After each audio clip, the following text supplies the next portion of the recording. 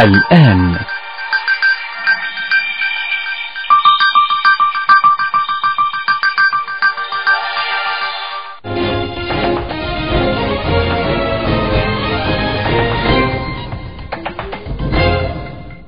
Good evening, ladies and gentlemen.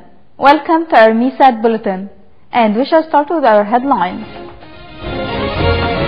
Russia accuses US of pretending to fight Islamic State group in Syria and Iraq. Deadly California wildfires force thousands to evacuate.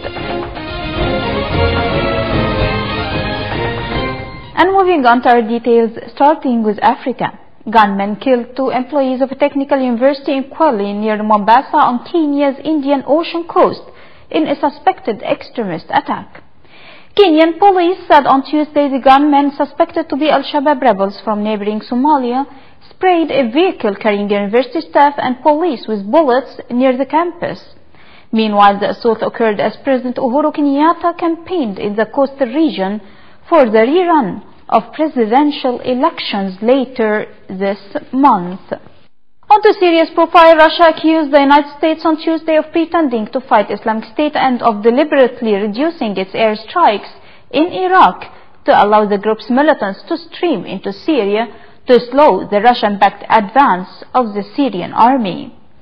The Russian Defense Ministry also said the actions of the Pentagon and the coalition demand an explanation.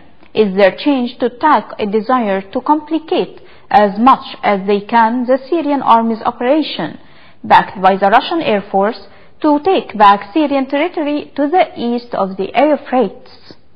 On the other side of the world, NATO doesn't want a new Cold War with Russia despite members' concerns about the Russian military build-up close to NATO's border, according to what the Alliance Secretary General said on Monday.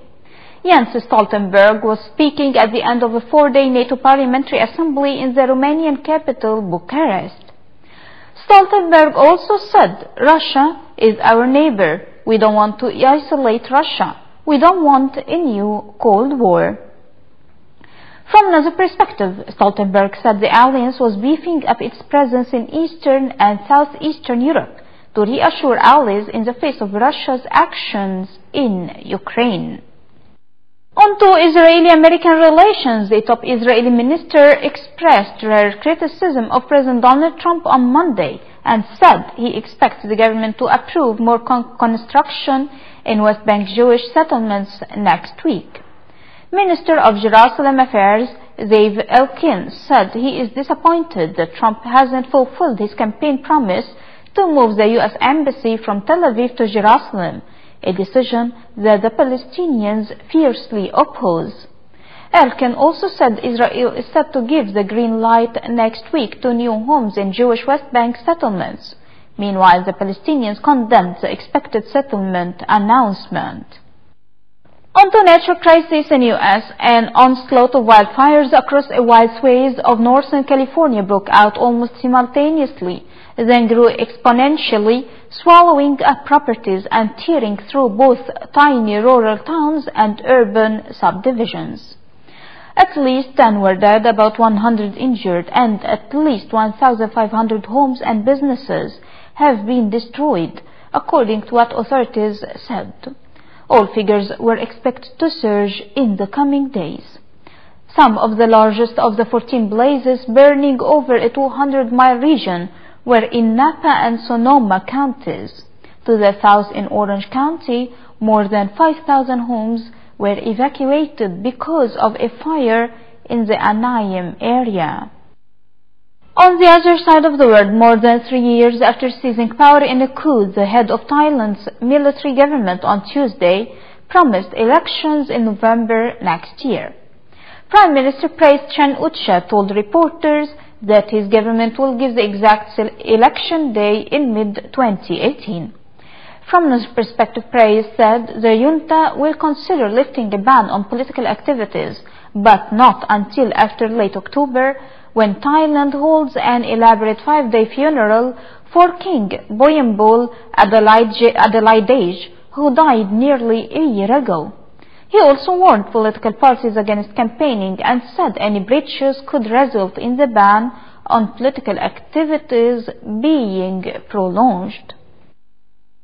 Meanwhile, Taiwan's independence-leaning government will defend the self-governing island's freedoms and democratic system amid heightened tensions with rival China, President Tsai Ing-wen said on Tuesday. In an annual National Day address, Tsai also repeated her positions that Taiwan would continue to extend goodwill to China and would neither buckle under Beijing's pressure nor go down an adversarial path. This comes after China cut off contact with Tsai's government shortly after her inauguration last year and has refused to renew contact until she endorses Beijing's view that Taiwan is a part of Chinese territory.